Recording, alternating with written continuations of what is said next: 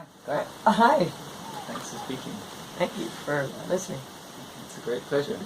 And, so we're in Inanitah now, and it's about 6 o'clock in the morning. I think it's 7. 7 now. Yeah. It's 7. We started at 6. And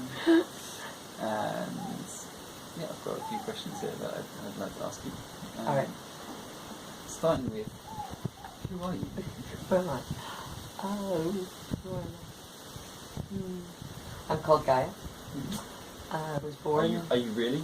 I was born. Yeah, am I really? We're all, as much as all of us are Gaia, I am Gaia, part of the global organism that we all are. I was born Natalie, and I changed my name to Gaia years ago out of some healing experience, and it's stuck, and now I go by Gaia. And who am I? And what do I do?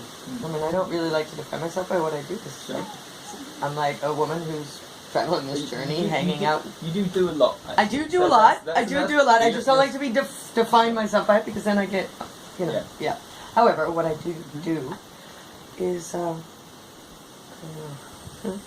do, on a really practical level, I do transformational workshops. So I teach or hold space for, facilitate workshops for people that possibly inspire them to just let themselves be a little bit bigger, a little bit freer. I'm not afraid to go plucking out old deep wounds and, just help clear the path for expansion. I like that. I like to see people grow. It turns me on to see people grow, and so I do that work. I also do that work because it's a meditation for me. I think I'm a bit daft, actually. A bit daft.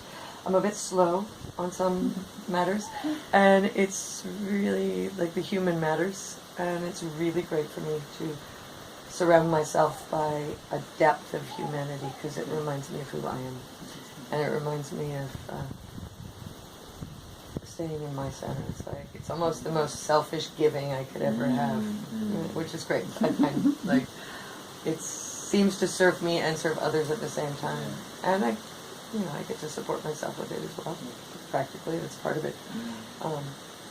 It's an energy exchange, but it's one in which, I get something personal out of it as well as something maybe financial. When do you feel most alive? When do I feel most alive? Dancing and sharing, for sure. I feel very alive when I'm sharing my work with people. I feel very on the edge. I like to walk with people through their edges. And so staying on that edge with them does, I don't know, it's something about the masculine part of me that likes that kind of...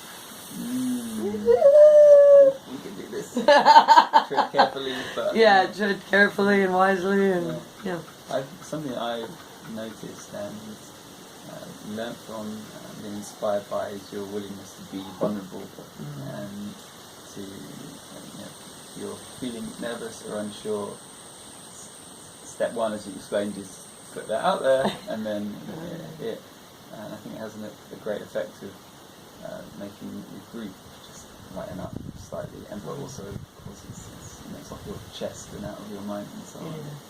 I feel that's a great skill of yours. I guess you said sharing is one of the things that makes you feel alive, and that includes sharing, always myself.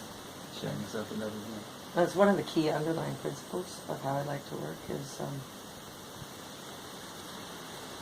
in this way that I said, that seeing the humanity of others is something that's really supportive to me, because I think so often we're running around trying to pretend, and the layers of pretending are so thin and so tricky, and the vulnerability and the honesty that I see when we have that between people, it's like people seem to feel at home, and that brings us back to how that fits into Inanitah in this place, because I think one of the biggest gifts here is that feeling of being home, and that was brought here by that underpinning of just being able to be raw and not needing to hide. And maybe in the corporate world that's not working right now, but I can see how that kind of transparency, that kind of just honesty of, I'm feeling on top of the world and I'm completely fucked, and yet I'm still here, and reminds others, and we remind each other that we can be completely fucked or completely on top of the world, and nonetheless there is this baseline here-ness that's included in that. And also it's another one of those selfish things, because I'm not a fucking suck at running around with a mask on. At work. So, yep. Okay, so let's talk more about Inanitah. Okay. What is Inanitah to you? It's a big question. Or if you like, what isn't it? That's good. I've recently been found saying that what Inanitah has become, not what it was visioned to become, but what it has become, is effectively a small business that sells a community experience. Okay. I think that would be the most fair, humble, and honest description of what it is. My dreams were that it be more of a community with a vested interest. That more people than just a few could have a vested interest, and therefore it could feel sustainable. And I still have that dream. Yeah. It might be that this small business that sells that community experience is the stepping stone that makes it possible. I had it wired the other way around in my initial vision, but I'm still hopeful that there's a very strong ecological focus. Yes. Yeah, that's that true. extends to eating things that are grown on the island, as far as possible, only using anything that can be produced locally. Is that fair, do you think? And then what's the reason behind it? Yeah. We actually had a permaculture teacher come through here and call this, what's she call it?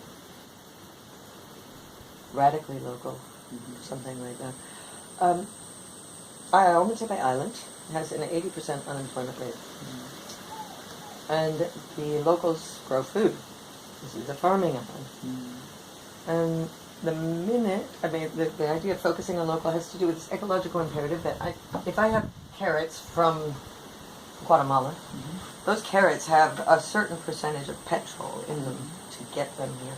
And we're trying to reduce the use of substances that get sort of, we'll call it raped or sucked out of the earth as much as possible, and use what's here. So that's one element of it. The other element is that local economy piece, where there's 80% unemployment, as I was saying, and so it feels really less than good to me to take money that people bring to Inanitah and then send it out to China to buy garlic. Yeah. When we're a relatively privileged people in this environment, and the more money we spend here on this island, the more rich or wealthy in not just monetary ways, and also the more we support to maintain this as an agricultural island.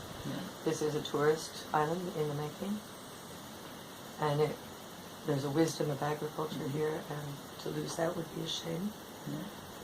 So those are two of the reasons. Another reason is the individual human experience of eating local food.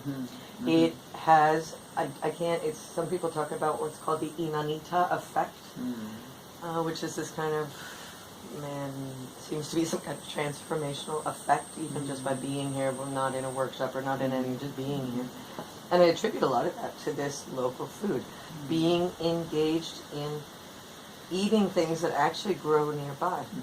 And to the point that some of our water systems are designed so that our wastewater from our bodies is feeding the bananas we're eating. And so there's this, really esoteric, hippy-dippy, whatever you want to call it, but this, and very scientifically, potentially provable idea that when we feed our local plants our waste, they will respond to that in the ways that they grow. Because the plants do that. They respond to one another based on what waste products and what needs they have. We as humans are part of that ecosystem. I've certainly felt great eating the food here. And the only thing that I've noticed is eating less protein than I would at home. But of course, we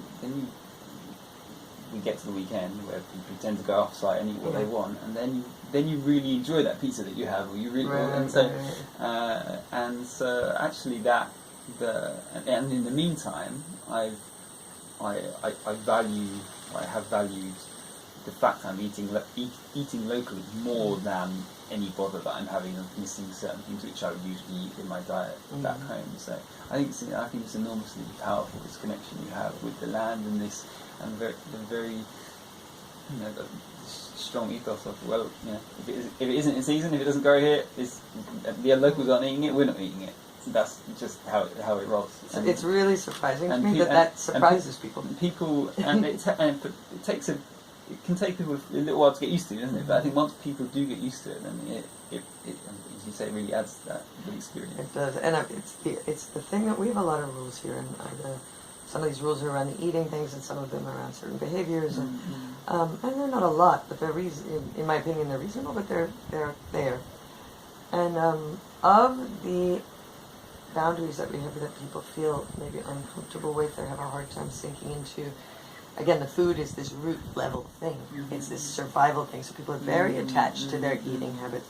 However, the eating rules, but then the rules that I've received the most feedback from in hindsight, like, oh my God, thank you. People that were here bitching and moaning about the lack of variety and the simplicity and all of a number of things. Why don't we fry things and missing their tasty treats? And all, 2 months later, 1 month later, contacting me and saying, I didn't realize how much I missed the food. It does really, along with some people coming here and being closer to nature, the spiders, the snakes, that whole eco-psychological piece that is brought by living really close to nature cannot be replaced by any therapy techniques I've ever learned. That's a great description. Impossible. Right. So, the schedule. The schedule, we live in an industry that has is fairly structured during the weeks at least. I wonder if you'd like to say something about what that structure entails. The structure entails. Okay. Let me.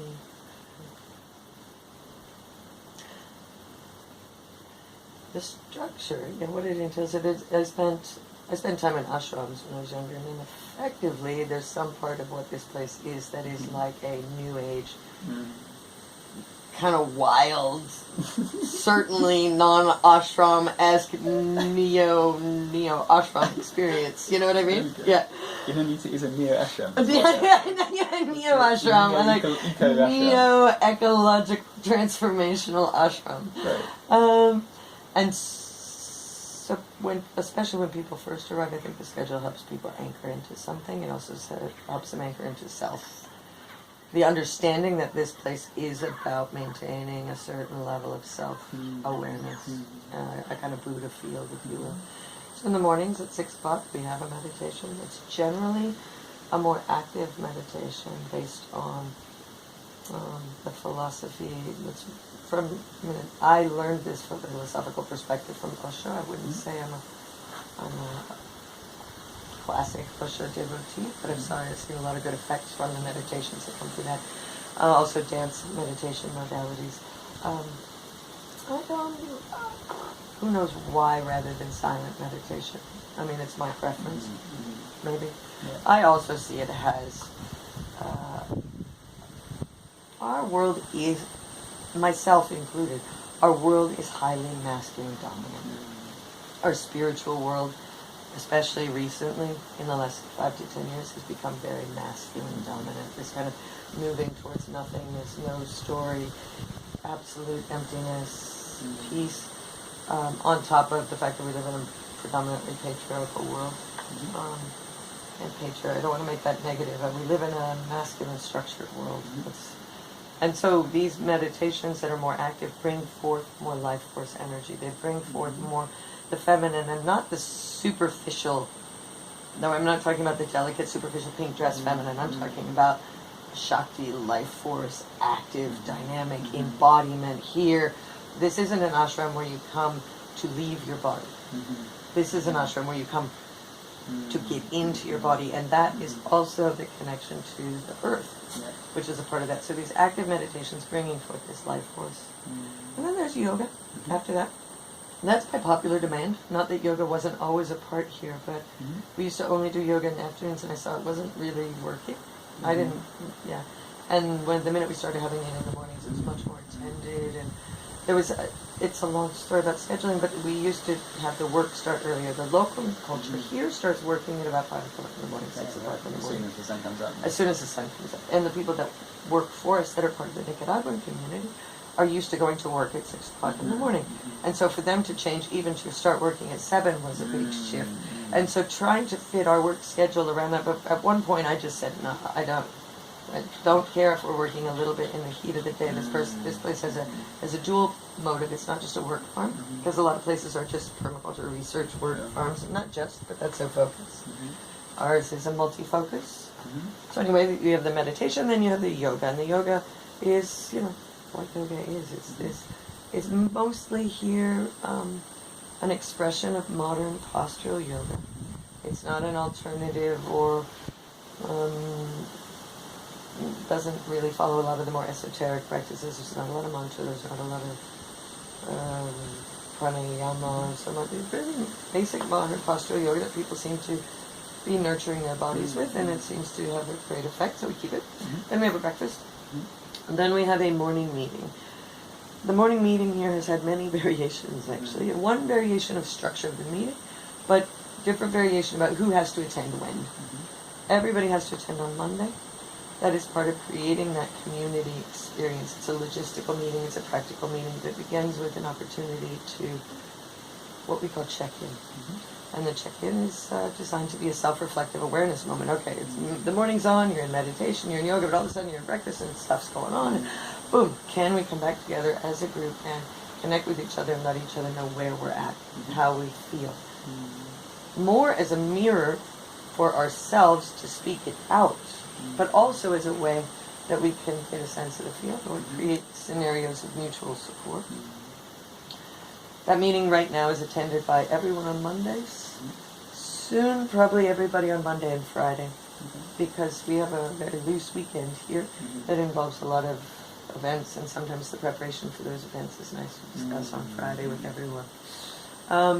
Then at each other day, the structure includes different ways and roles of being in Inanitah. There are people here that are called volunteers. And the volunteers have different levels of volunteering. But anybody who's in that part of the program needs to be at the meetings in the morning. Every day, Monday through Friday. And there we discuss what needs to be done. It's a very practical, other than this check-in, it's basically a very practical business meeting, if you will, or get shit done meeting. And we get shit done. When that involves a lot of the land maintenance that happens around here, being aware of cleaning up after ourselves and each other, and when we're lucky, and creating new things, teaching people how it works to build naturally, even if it's small little side projects, because a lot of buildings are built now. Letting people get involved in working with the main woman in the kitchen who does process all these local foods, and actually, here you actually have to cut things open. And you have to peel things. They don't just come in a miraculous plastic bag that you can throw on the stove. So people get involved in that slower food processing. That's also a part of the Inanitah effect, I think. How useful is the work that volunteers do, relative to, say, the work that the local workers are doing? It's an interesting thing. Are the volunteers actually adding value? How much value are they actually adding? Or is it more for their sake that you're giving them the work? There are days where I'm desperately trying to create work for the volunteers, which is not an efficient use, obviously. Well, not desperately, but you know what I mean? I'm almost making shit up. It does happen like that, yes. And at the same time, there is a value-added effect. And some people would argue, like, well, okay, we have the people that can and want to be employed here do not generally speak English. And they also are not terribly well educated into our way of life. To make that really clear. They're very educated about a lot of things we know nothing about. But about our way of life, they're not terribly educated. And you're not going to have a Nicaraguan teach a yoga class, for example. So in that way, the volunteers are they're most helpful when kept at doing things like art, leading yoga, and leading meditations, creating a field like that. However, and it has happened during different times of management that that's all that they do. However, I think that for the benefit of them, the people who come here, it's absolutely important to try to mix those things up with an understanding I can send a volunteer out with a machete, and they will do about most of them about a fifth of what a Nicaraguan can do at best. Sure. At best. Yeah. However, the experience of that is really valuable for them. I also sense that the local workers appreciate seeing the volunteers get stuck in, and often have a chuckle. They at our absolutely expense. have a chuckle. And you were here through the hurricane or just after? Just after. We had a big hurricane, and that also, there's always a rusticness here, but because our water system was very compromised, your time here, I noticed it in a video you made the other day, you mentioned the pool and how you can only swim in a day or two a week, because we're cleaning it weekly. That actually doesn't have to always be the case, and having that. I think it's a really simple, kind of weird thing to even think about. How often is that central watering hole? But think of animals in the watering hole in the space. I don't even go there much for different reasons, but that's immaterial. What's clear is that when that effect of the element of the water being affected here has affected your time here, because it's created a sense of scarcity. And I don't even want to say scarcity, actually, and this is really philosophically also part of that thing under here, that, and it was one of the underpinning founding principles here. We used to hang out, and I say this because I have a co-founder. The co-founder and I used to hang out in this place in Thailand that you know. And this place is full of this idea of personal transformation and growth in this field of somehow a belief in an ever-abundant reality. Just like the whole current economic system is based on there's no end to the amount we can expand and create into. And one of the key things that you experience through that water experience is that, yes, in an infinitely abundant universe where energy recycles in a million different ways, there are limits. And I think part of the spiritual new age BS fucking shit would have us believe that there was an ever abundant, it's almost like that spirituality get co-opted, that capitalist idea of a continuously expanding economy.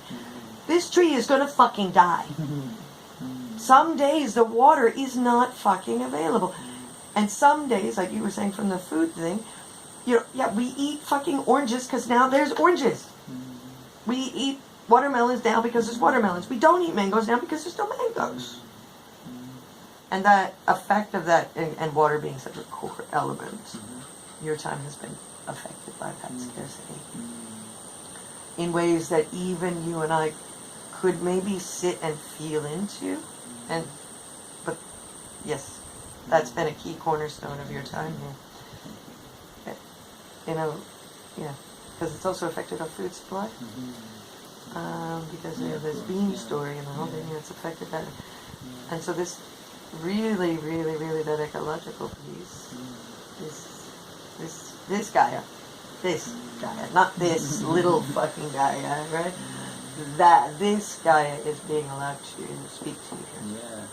She's being allowed, it touches me to even recognize and say that, but she's being given space to touch you here. And I think a lot of places try to protect you from her. A lot of our life is trying to protect us from her, when in fact she needs our